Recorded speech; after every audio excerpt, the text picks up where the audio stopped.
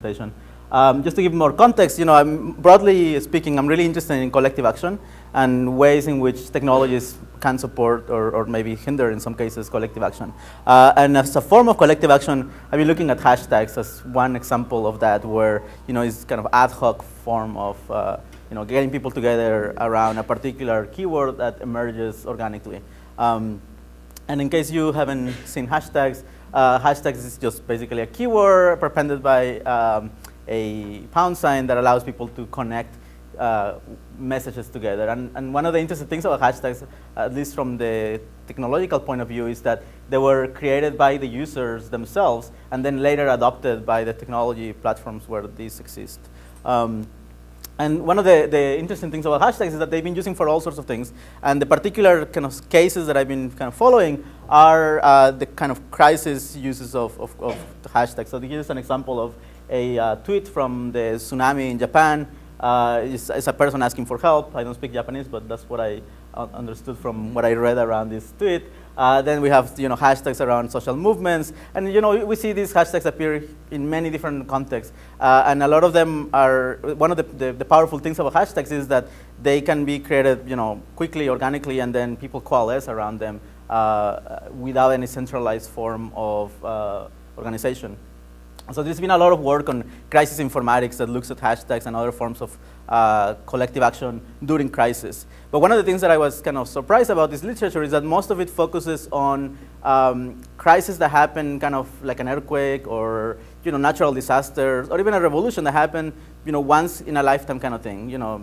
How often do you experience an earthquake big enough that might disrupt your daily lives? But what I found interesting about this is that what I was seeing in Mexico, I'm from Mexico originally, is that hashtags and social media were used in a crisis that is going on for many, many years. So the communication practices of individuals who live in these communities are changed over time as they get exposed to this daily crisis.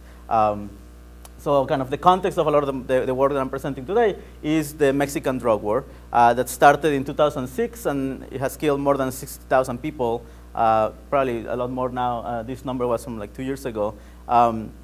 And this started when President Calderon took office, changed some of the policies and so on. And the kinds of crises that are occurring in everyday life are things like car bombs, grenade attacks, shootings, all sorts of things that are happening very often in some of these cities that are suffering from this.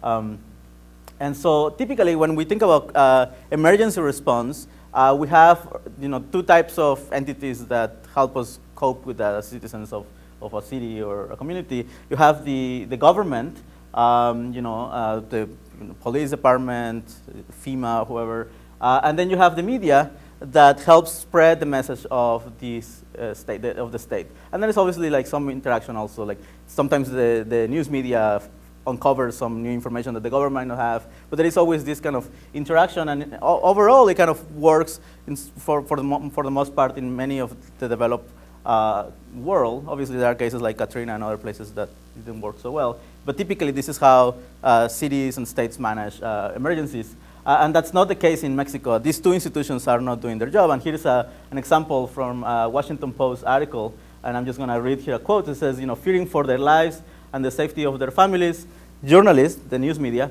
are adhering to a near-complete news blackout under strict orders of drug smuggling organizations who dictate via daily telephone calls, emails, and news releases what can and cannot be printed or aired. So imagine you're a journalist in one of these locations and you want to report on a shooting or a grenade attack or whatever, and some drug cartel person calls you and they say, don't do that, otherwise we'll go after you or your family.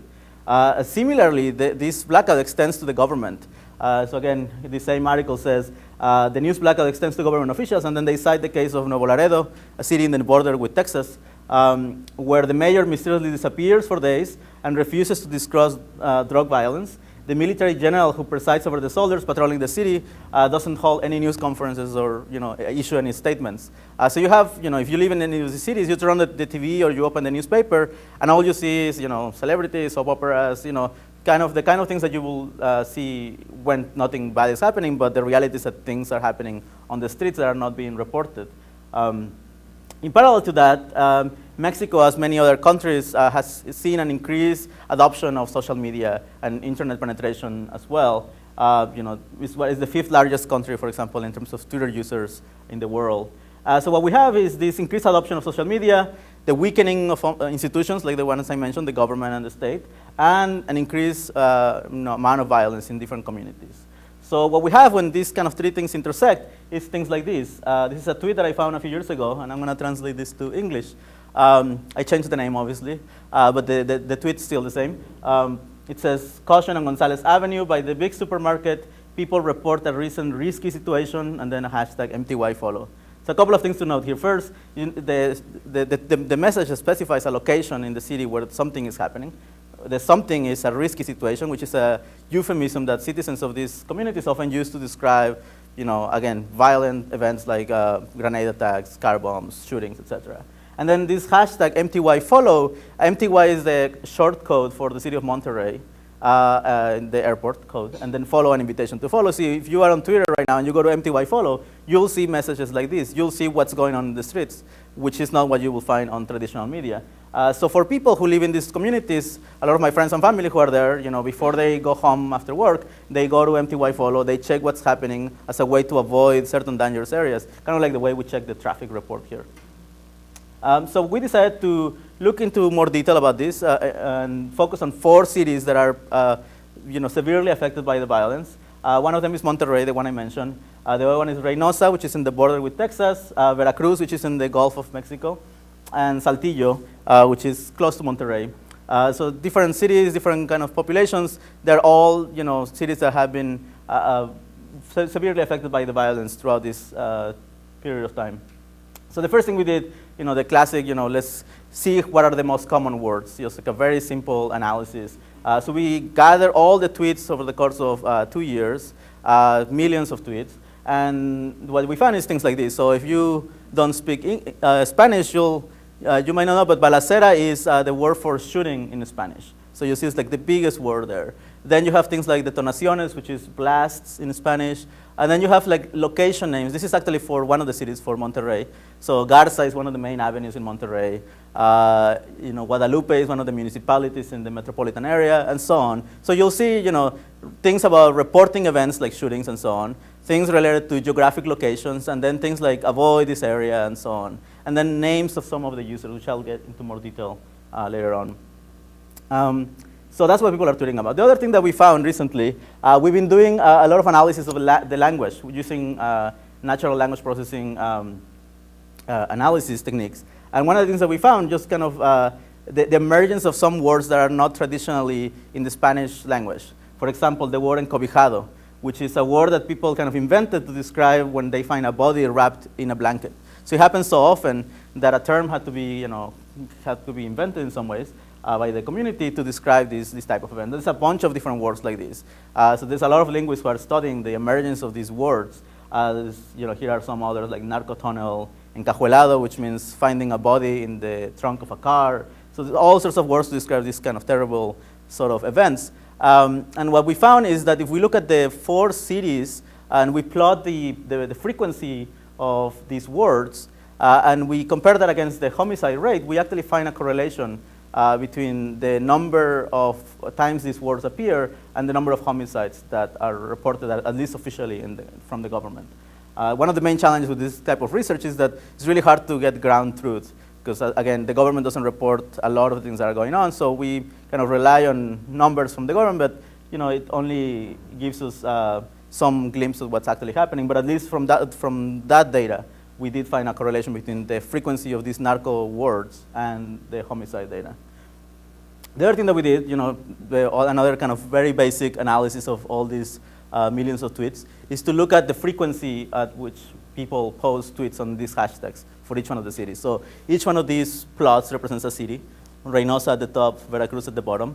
And one of the things that we find is that if you see here, the activity in Reynosa is much higher in August 2010 than in Veracruz, right, where there was nothing until like August 2011. So you do see kind of a spread of the volume of tweets that actually correspond to the geographic location of these cities. These cities are organized from north to south, which is, as we know, how the violence has spread in Mexico. So again, this is Reynosa, Monterrey, Saltillo, and Veracruz, which correspond to this order.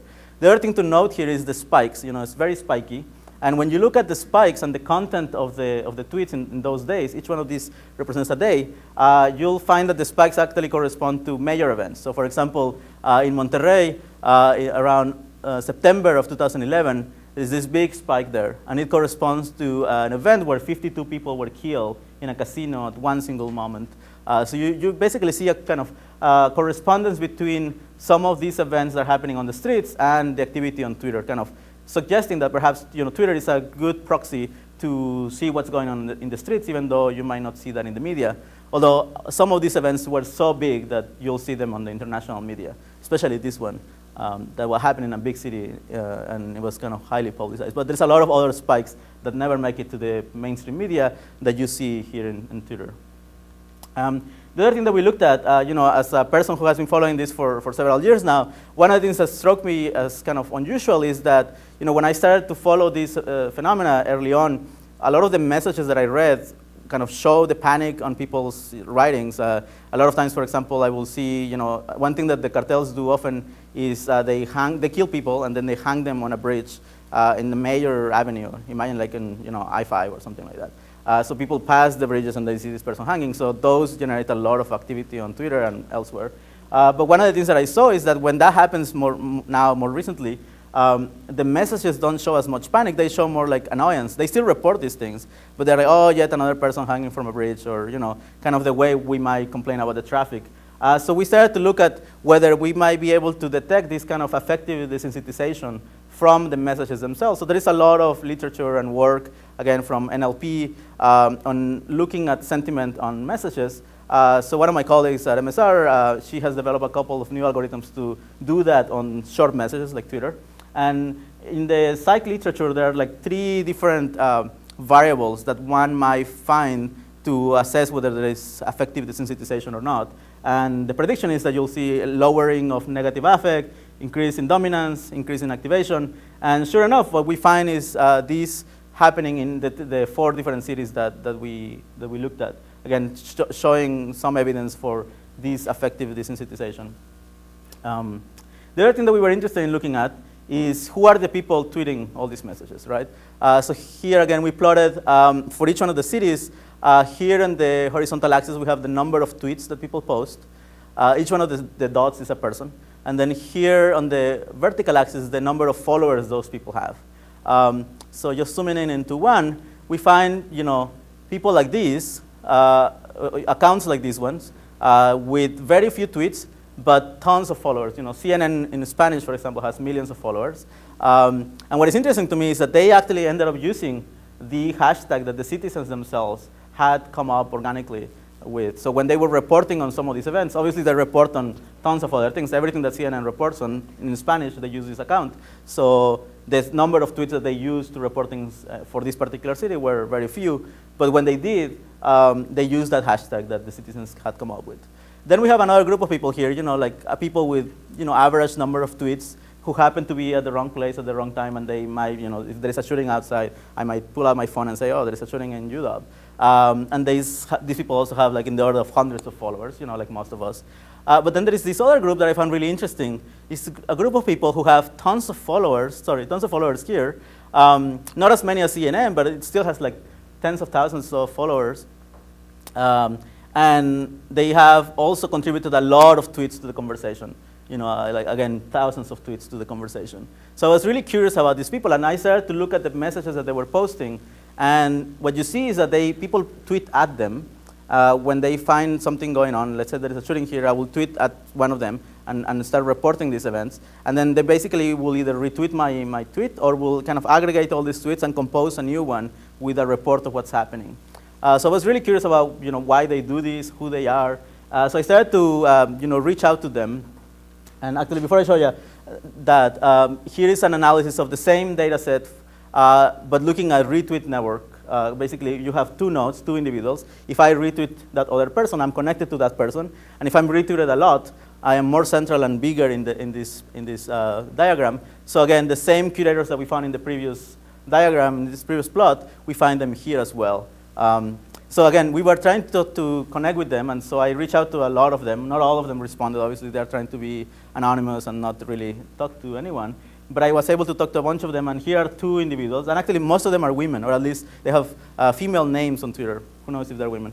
So here is Angela, for example. She has 25,000 followers. She probably has more now. She has tweeted 35,000 times, and she spends about 15 hours a day on Twitter reporting these sort of things. So that explains how she can tweet so much. She is also in her early 20s, and Claudia, similar. She has more followers, a lot more tweets. And when I asked her how many hours a day you spend on Twitter, she kind of laughed and she just said many. So I assume she spends even more than Angela. And she also didn't want to say her age. But yeah, this gives you an idea of the volume and the kind of involvement that these people have on this. I asked them also, like, how did you get started? I was curious, like, were they people who were like, I'm going to kind of help my community and go and take this role? And actually it was interesting because Angela said that she joined because her friend invited her to Twitter, nothing related to the drug war, just like a friend connecting with another friend. And for Claudia, she wanted to follow celebrities. She said, like, I was listening on the radio that all these celebrities are on Twitter. I want to join Twitter and check it out. So that's how they got started.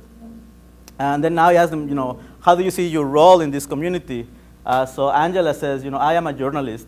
It is as if I was a war correspondent on social networks of the war we are living in Mexico. And actually, we use this term, the war correspondent, for one of our papers, etc. It was really interesting that this person saw herself as a war correspondent. For Claudia, she says, I'm just another citizen. People tell me that I'm like their angel, though, for looking after them. So a lot of, if you look at Claudia's activity on Twitter, she uses a lot of religious terminology, and she kind of sees herself as helping the community for religious reasons, and kind of, she sees her as an angel for the city, and help people navigate through the dangers of the city. We asked him a bunch more questions. I can get into more detail, but one of the things that we were interested in looking at as well is, what kinds of intimidation people might receive, people who are doing this sort of work. So CNN had an article a few years ago about how people were being killed in some cities for reporting things on social media.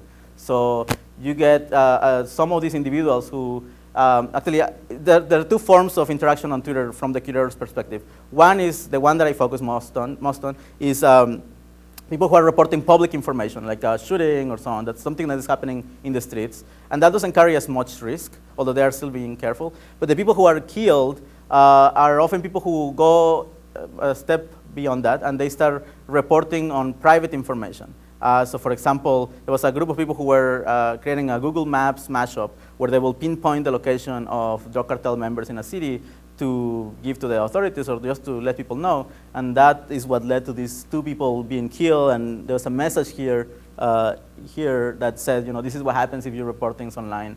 So as a way for the cartels to send this message. It's unclear whether the people who were anonymous online are actually these individuals, but it's clear that the cartels noticed this and they killed two people. Who knows if they are the same ones? But the website did stop producing this report, so it's possible that they were the ones.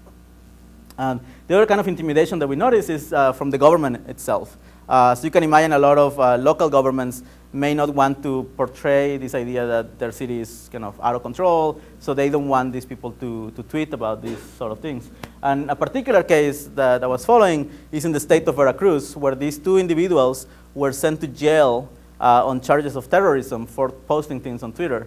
What happened that day was that there were some rumors online that kids were being kidnapped by drug cartels from schools. It was like at 11 a.m. in the morning during a weekday. So a lot of the people who were reading these messages were panicked. If you're a parent, you don't want to risk it. You go to pick up your kid, and everybody did the same. The city went into complete, traffic chaos and so on. While this was happening, the governor was tweeting saying, do not believe these rumors. I'm the governor. Just listen to us. But this person hadn't had much interactions with the community reporting any of these events, so people really didn't trust the government.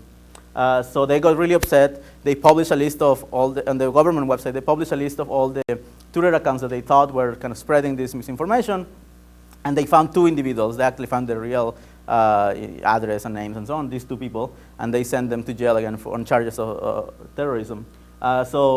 Again, the government started to, at the end of the day, after 2 months, these people got a lot of attention from the Amnesty International and the Catholic Church, who helped them being released from jail. But the government, the local government, passed a local law, to make it illegal to spread rumors or misinformation on social media in particular. But the challenge, a lot of people complain, is that how do you know what's misinformation? If the government is not reporting anything and the media is not reporting anything, how do we assess what's misinformation? And it could be used for many other reasons. Just a few months ago, the law was canceled by the Supreme Court in Mexico. But still, it was active for several years, months or years, yeah. So one of the things that we looked at is, so these are the rumors again, and actually this is the spike that we see for that city of Veracruz. One of the things that I was curious about, and this is still early on, is whether there was a chilling effect of this law. The name of the governor is Duarte. This is a cartoon that showed up in some of the national press about him trying to strangulate Twitter. And so when this law passed, what we see in the data is actually an increase of the number of tweets with that hashtag, with the hashtag associated to that city. But so then I was kind of curious, but what I looked at then is the tweets that are coming from people within the state versus people outside the state. And what we see is a decrease in the number of tweets that are coming from people inside the state. Oops, 1 sec.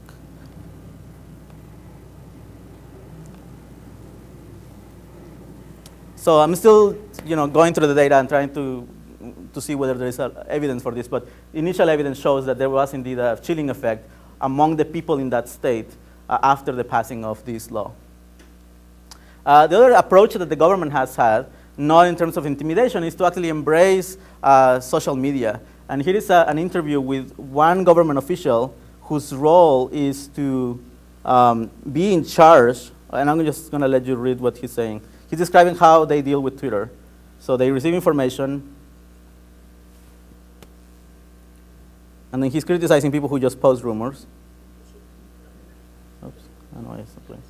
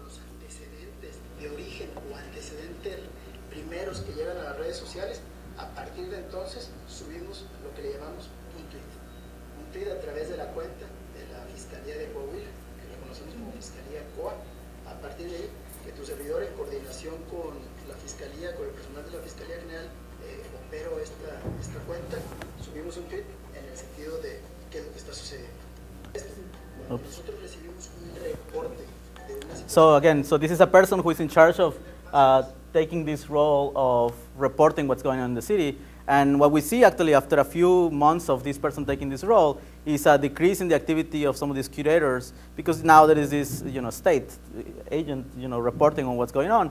But one interesting thing that I actually want to look into is that once the period of time that this governor was in power, this was active, but then his mandate term ended like maybe 2 years ago, and this role was removed. So I'm actually really curious to see whether we see a change, kind of these curators kind of coming back and filling that gap again. But I thought it was really interesting, this approach where it's like this government, the state government decided to like embrace this and use it as a way to connect with citizens. And it's not only about like broadcasting, but you see him engaging also is with citizens, reporting back and then connecting with them and responding to their messages in person on Twitter. So he and other people in his team gain a lot of reputation for their work. One of the things that I was actually really curious about is whether we see this sort of activity of kind of curating crisis information in the US as well, even though in the US we have a somewhat decent state and news media. So actually when I was in Boston, there was a shooting in Kendall Square, which is, I don't know if you are familiar with Boston, it's very, very close to MIT and where a lot of the research labs are. And there was a shooting there, and I was like, oh, I wonder what's going on in Twitter. So what I saw is this person, Steve, whose username is Alert New England, who basically reported this before the Boston Globe or anyone was reporting this, because he was listening to the scanner, to the police scanner. And this person is like super active on Twitter, and it's not the only one actually, it's a lot of other people as well. And then somebody posted this photo, somebody posted this photo And so you can see, like, through something like Storyfy, somebody could put together a story way before the news media was getting at it.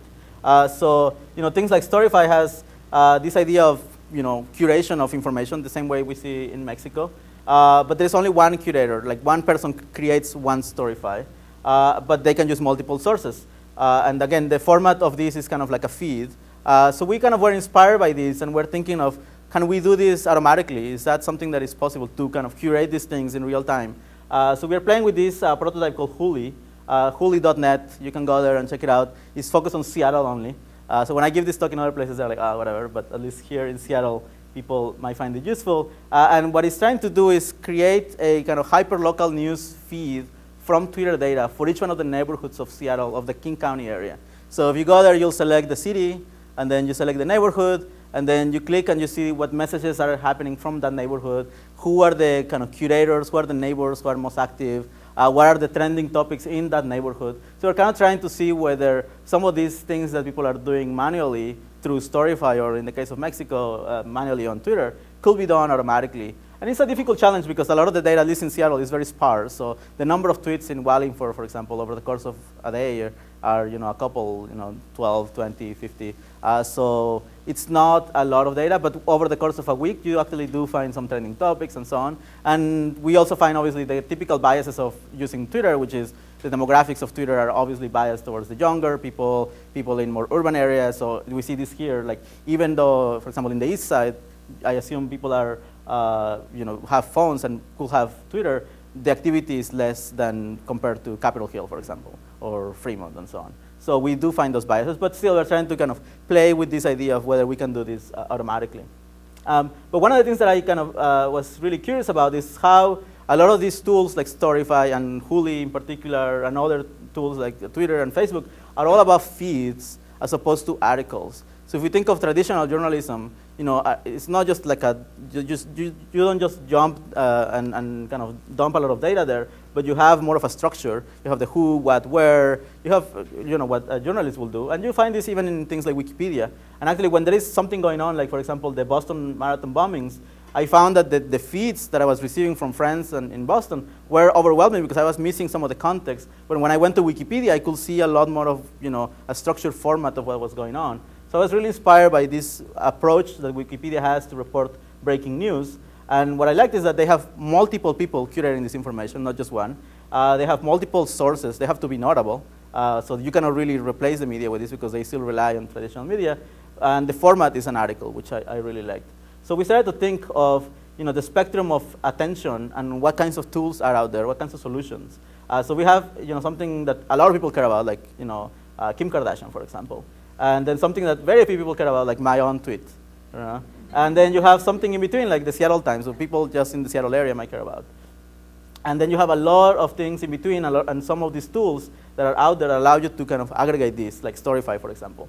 So we started to think about how can we kind of think of tools that might support the creation of articles, not feeds, articles that might help us report on what's happening locally, especially now that a lot of local newspapers are disappearing. We're thinking of what approaches can we think about that might help us take that role that newspapers that are disappearing used to play. So we started to look at local bloggers here in Seattle and interview a bunch of them. And there's actually a pretty active community of local bloggers in some neighborhoods, not all, who are writing a lot of these articles about what's happening in their neighborhoods. But the thing that is happening is that the consumers of this information are also able to report on some of these things, but they don't do it because they don't have the time. And even the local blogger often is really busy, and people send them emails like, oh, you should report this little game, the soccer game of the high school. And they just don't have the time to do that. And when we interviewed them, they said that they experienced this kind of overwhelming sense of that lots of people wanted them to cover different events. They don't have the time. And they often will reply back and say, can you just send me some images and some description? And I put together the article. And then people were like, oh, kind of, they never came back and they forgot about it. So we started to think about how can we support these kind of local bloggers, and perhaps in places where we don't have local bloggers, like for example in my neighborhood in Fremont, the local blog is actually dead. Can we collectively produce this role? So what we've been playing with is this tool called NewsPad. It's still early on, but the idea is to create a template on top of something that looks very much like Google Docs that allows you to edit simultaneously a document. And the template, we are kind of, as a very first pass to do this, we kind of looked at things like BuzzFeed or a lot of these listicle-based approach to writing things that are obviously not like Pulitzer Prize-winning articles, but that are the reason why I like them is because they're very easy to break apart into smaller chunks. So in a listicle, you have like the 5 best things about the Ballard Festival, and then you have like already 5 sections that you can get contributions from 5 different people, or even within a section you can have a photo from one person and the text from somebody else. So our tool allows us to anyone to jump in and start kind of creating a bare bones article about an event, a local event, and ask people, kind of request others, like, oh, I know my friend is at the Ballard Festival. I'm going to leave a message there so that they can fill in the blanks. Or, I know somebody else who knows somebody else. And so the idea is to kind of produce this article collectively and leave placeholders for others to fill in, either anyone in the public or people who are there.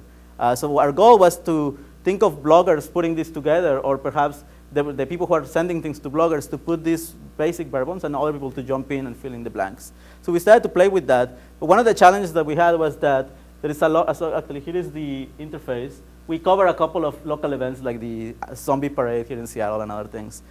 So this is how it looks. You can have the contributors, you can add your name if you want to help. You have the title. The title is suggested among a bunch of different templates for listicle-like titles. They're kind of playful, and that are a lot easier to kind of break into smaller chunks. This is the article that we did for the zombie parade in collaboration with a bunch of people who were at the parade, people who were online, people who are like local bloggers in Queen Anne and so on. And some people took videos, etc. So the idea was to kind of put together this article with different kinds of media collaboratively, and in the format of something that looks a little bit more like an article. Still, it's a listicle, but it's a little bit more structured. But one of the things that we started to have trouble with is events where there were no people on Twitter, or we couldn't find anyone at that moment. So we started to think about how can we crowdsource some of this. So we looked at a tool called TaskRabbit. I don't know if you're familiar with TaskRabbit. TaskRabbit is a system that allows you to crowdsource things that require somebody in a physical location to do it. So the classic example of a TaskRabbit task is something like, I need somebody to help me, unpack this furniture, or I need somebody who can come to my house and help me throw out the garbage, or like these kinds of like errands, or somebody who picks up my kids from school and takes them to some other place, or buy groceries and so on. So we looked at this platform as a way to, what if we could use that to crowdsource some of these specific things that we needed for some events. So what you can do in TaskRabbit, they have an API, so it allows you also to create an application that automatically posts this task there. So what we have now is we have the kind of NewsPad interface. When you create a NewsPad, if there is no one who is at that place covering that, it will trigger the creation of tasks on TaskRabbit for people to go to that location and say, take a photo, or interview someone, or take a video, and so on. And we put a price on that task, and the price could vary. If nobody takes it, it goes up, and if people take it, they just, it just goes that way. And the idea is to kind of combine between paid crowdsourced workers as well as volunteers who may be at that place. So the overall system, we are selecting an event based on list of events, or also selecting events based on events that are detected automatically from Twitter. And then the system will create the tasks and post them on TaskRabbit or social media platforms. Right now we're using TaskRabbit. And then we will send the instructions to people, okay, show up at the town hall meeting at 5 p.m. and take a photo of the mayor or interview somebody. And then we have another group of people who are also on TaskRabbit dealing with quality assurance, because a lot of the information that comes in may not be useful, maybe like a bad photo or whatever.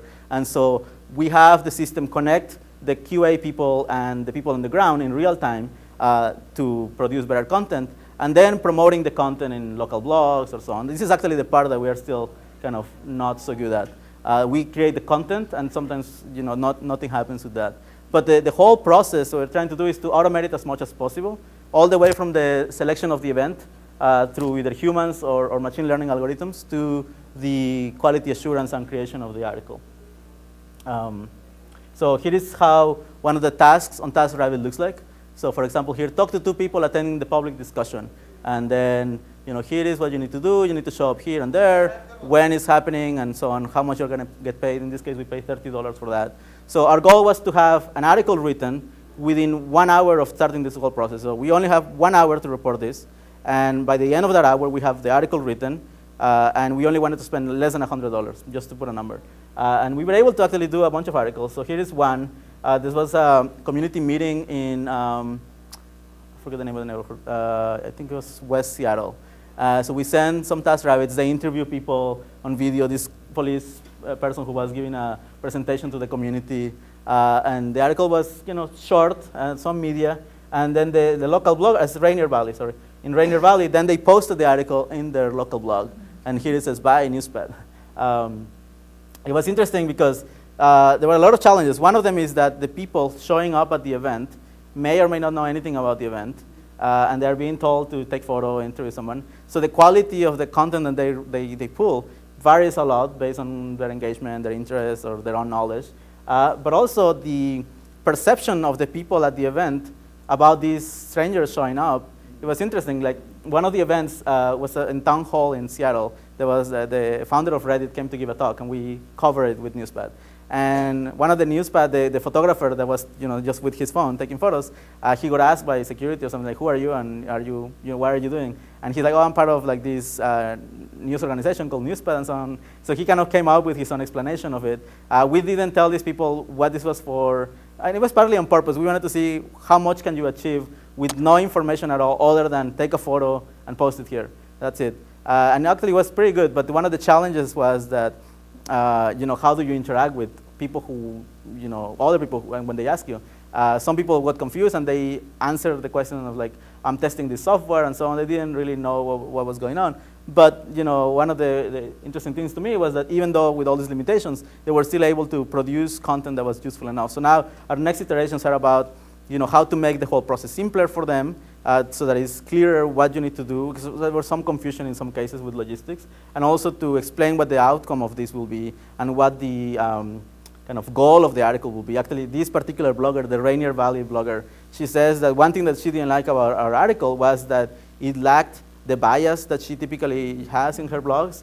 And she said, "I really like that," or she claims that the people who read her blog really like the fact that she has a voice and there is like a clear kind of bias that she has towards certain issues in the community, and the people writing this report from the crowd obviously don't know anything about it. And so she actually changed the text of the article that we gave her to match more of her voice. And so the next iteration, we're trying to make it more clear to the TaskRabbits what are the goals and what are the possible biases that people who are requesting this article might care about. So we cover a bunch of events, and you can check them on newspad.at. And we are kind of iterating on this, and we are still early on in this process. We're trying to figure out, to what extent can we learn from the existing literature on journalism of, how can, crowds can do this, as well as what are the kind of basic guidelines that one might give to crowd workers in a matter of 5 minutes that will help them do a better job. And with that, I just want to thank a lot of my collaborators who helped me with a lot of these projects, and I open it up for questions. Thank you.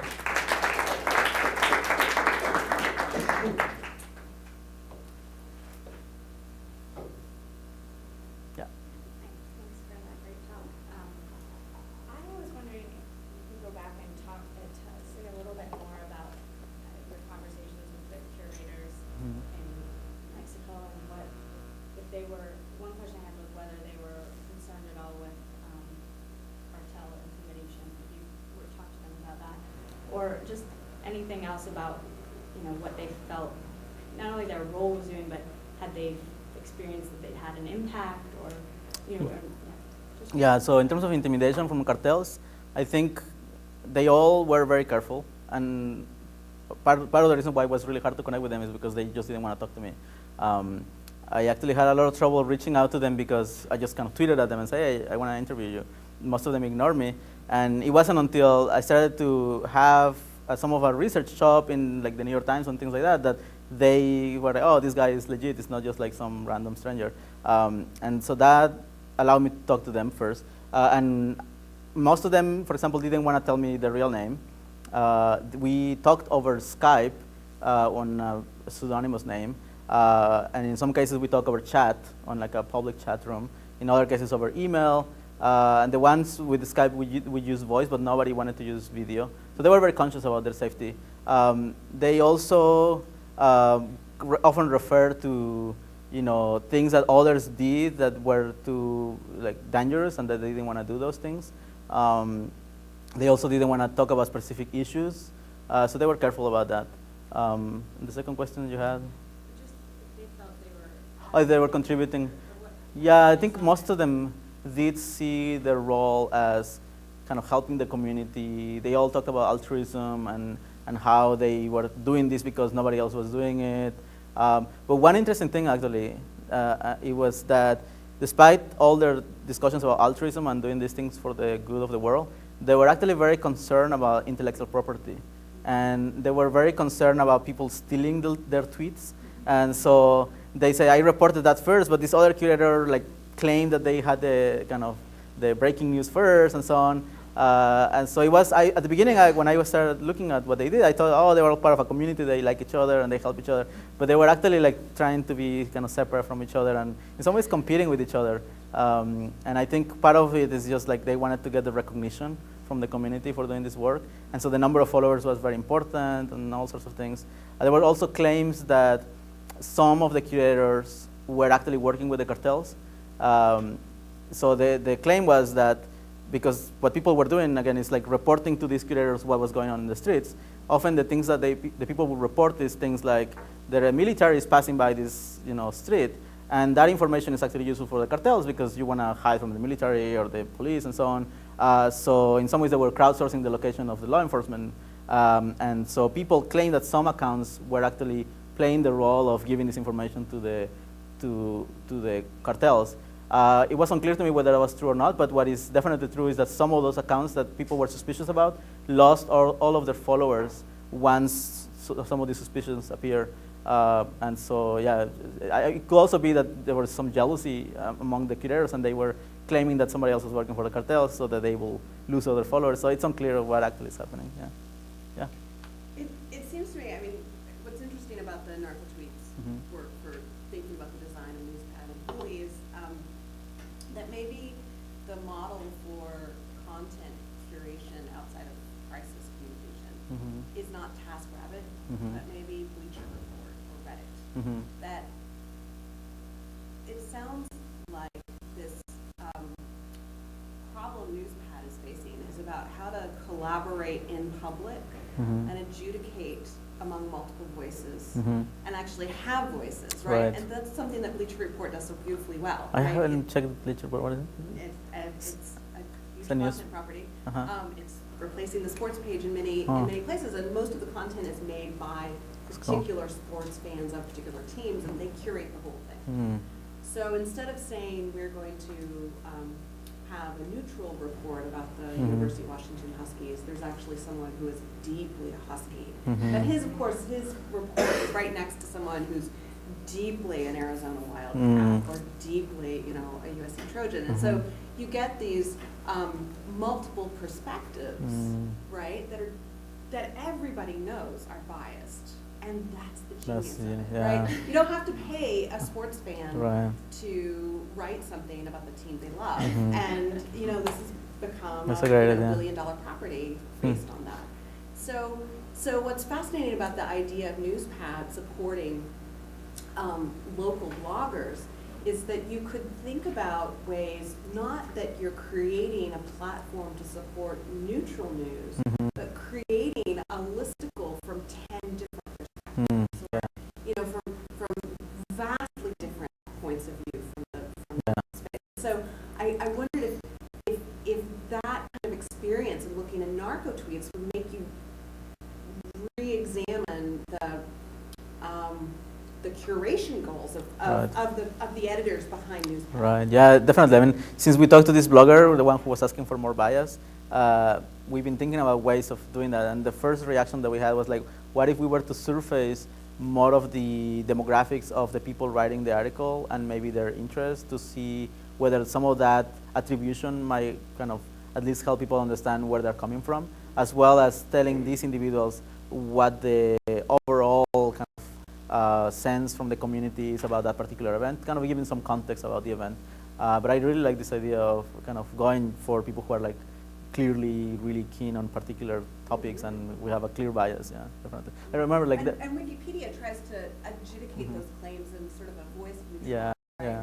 They're really interesting ways that you've got an affordance here that would allow for, imagine a newspad where the narcos are actually able to say, well, This is our side of the there's story. nothing to see here, folks. This Right. is the problem. Where the government was able to say, our city, move along, or our city is actually really safe. Like, come to my Right, there's no right, problems here. right. guys.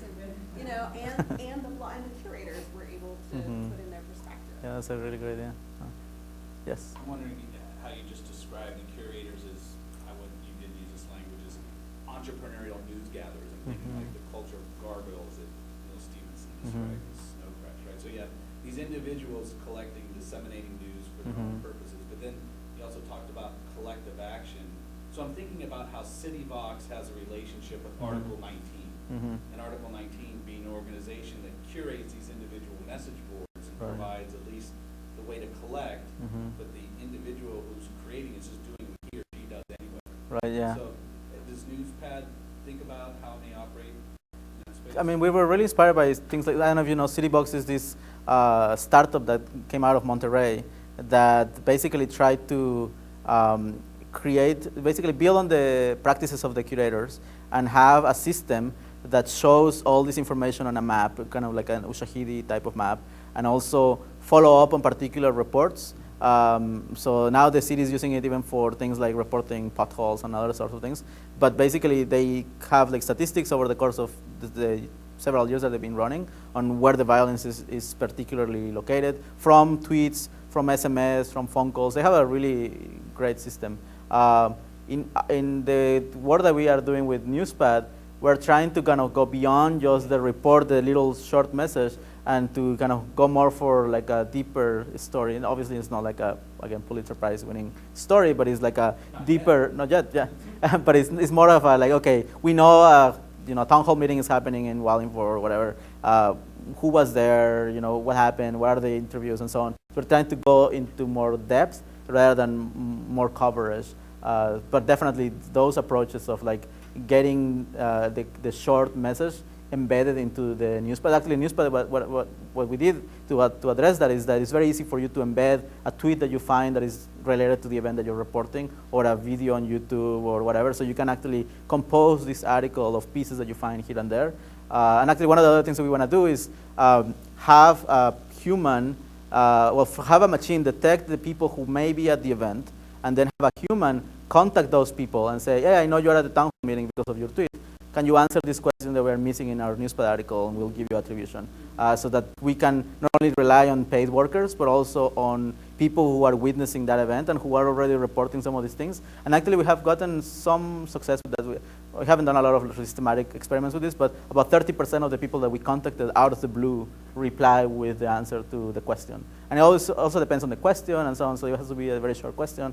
But still, like, it's pretty promising that you can actually elicit some of these responses from people. And it's contacted through Twitter. Yeah, Right? yeah, Straight, just that's through Twitter, yeah, Twitter. yeah.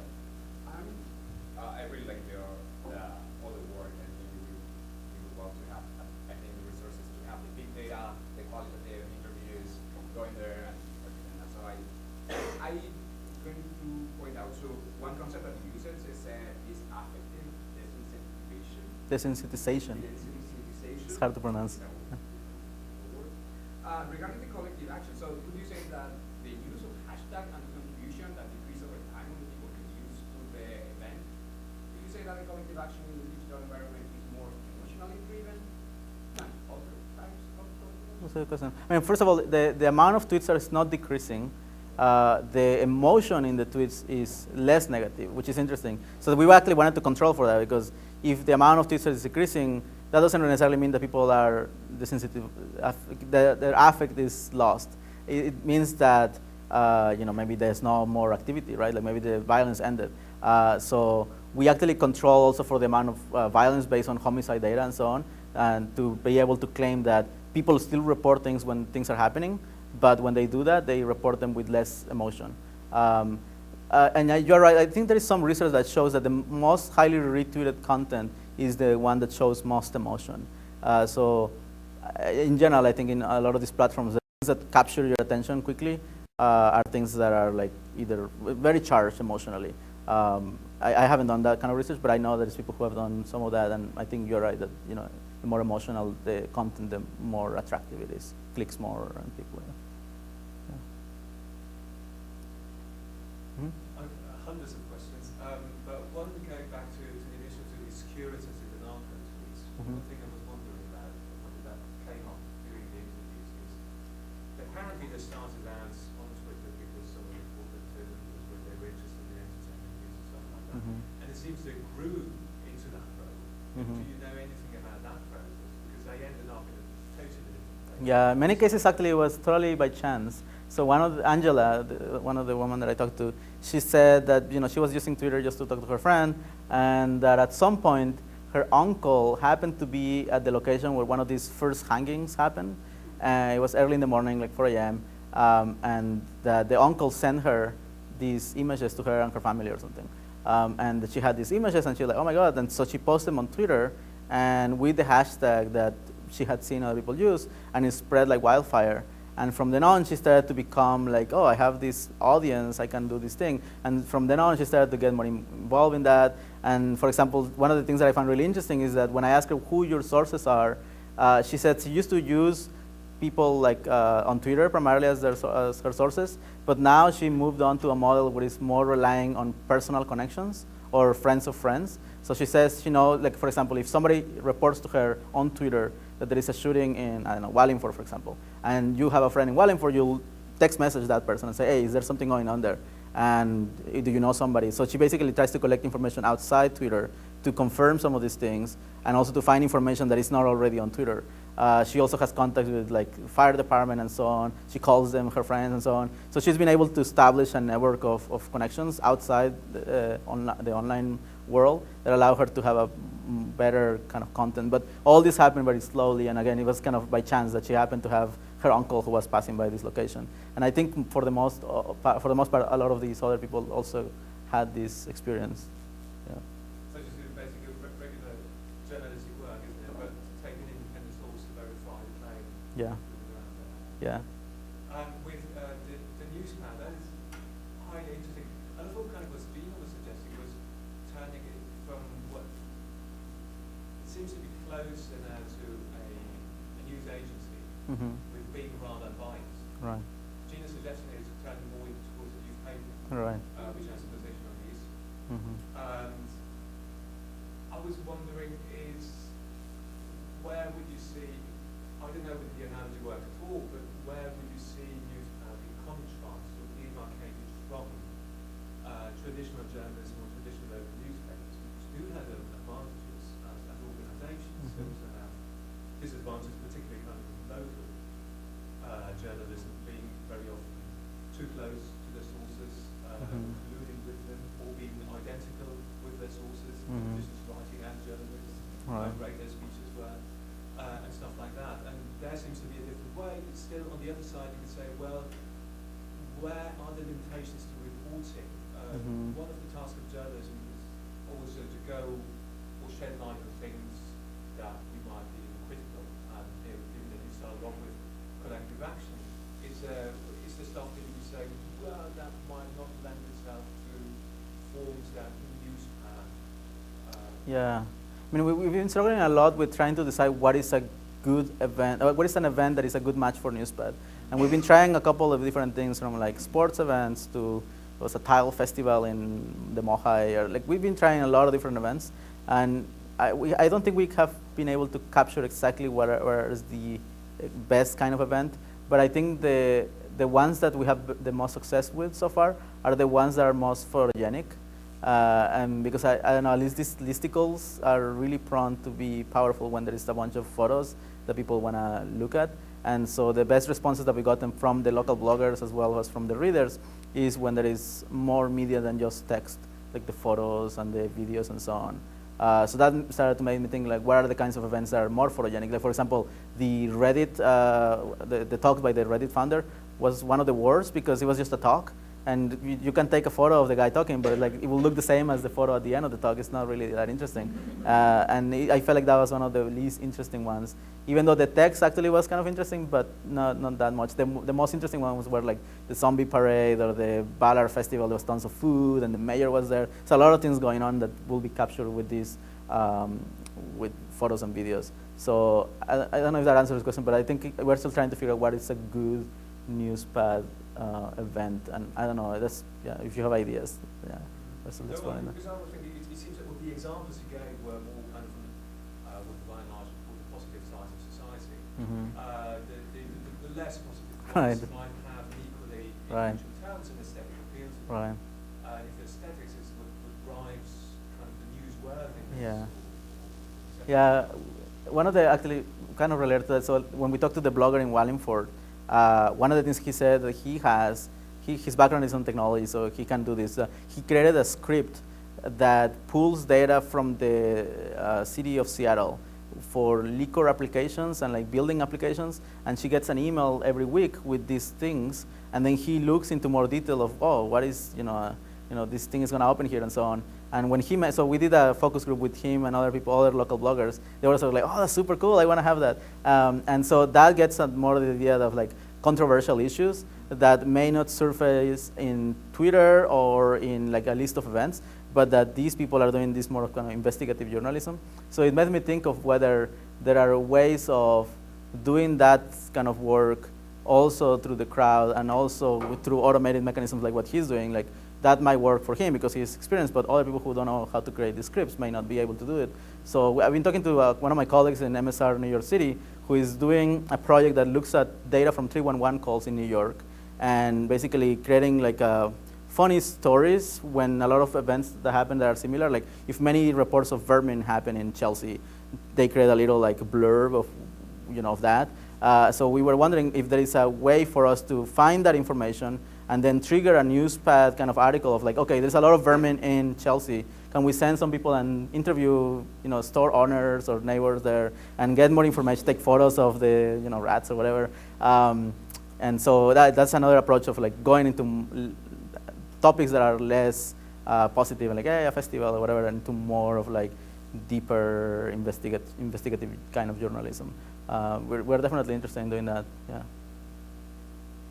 I have a question about your sort of normative project here, because you start with the difficult subject of security crises Right. in neighborhoods to zombie festivals, right, and Mhm. community meetings. Right.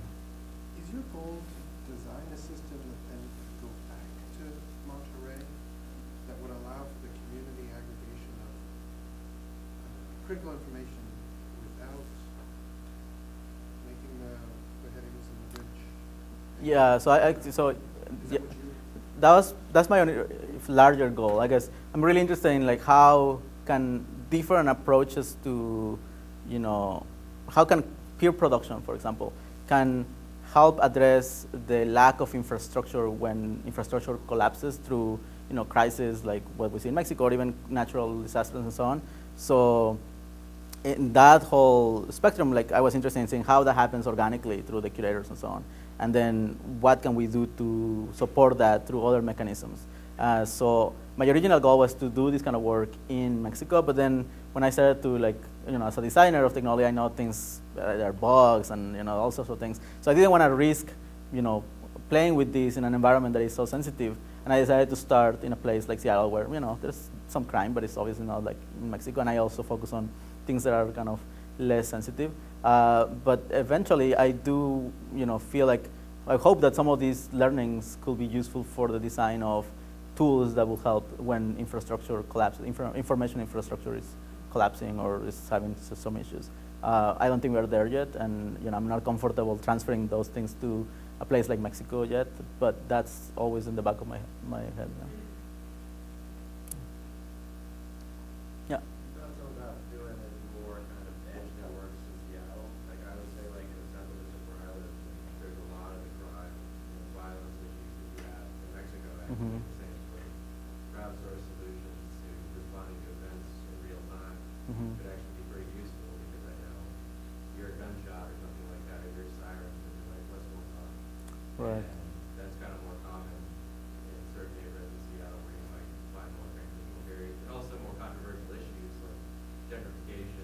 Right. these kind of social issues that maybe could benefit from the kind of multiple perspectives being aggregated in a way. Yeah, definitely. I mean, again, I think, a lot of these tools, my hope is that could be used for things like that.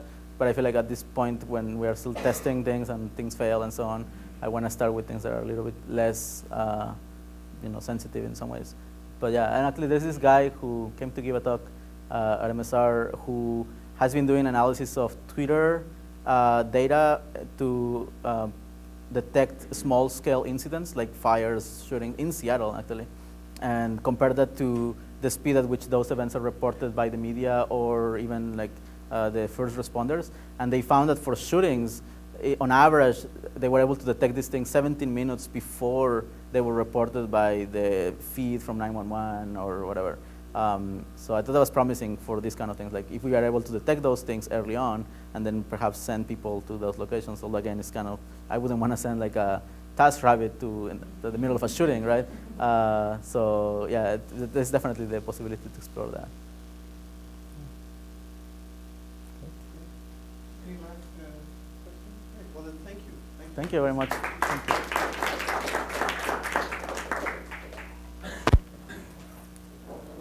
So that was my present. It was It not was Prezi. very good. Present. I mean, well, powerful. Oh, yeah, PowerPoint, yeah. Oh, yeah, I didn't want, I don't use Prezi anymore since my committee admonished me. Oh, so you haven't been using it? I haven't, no, yeah. Yeah, I got scared. Like, I feel like in an audience of 20 people, you'll have a few that will be, so I feel like, And so you had a video embedded, yeah. but you also had text that was timed for the video. Yeah, Was the text in the? I was in the video. It was in the video. Yeah, actually, I use crowdsourcing to do the translation as well. It's good seeing you again. Thank you, yeah. Yeah. Nice to see you.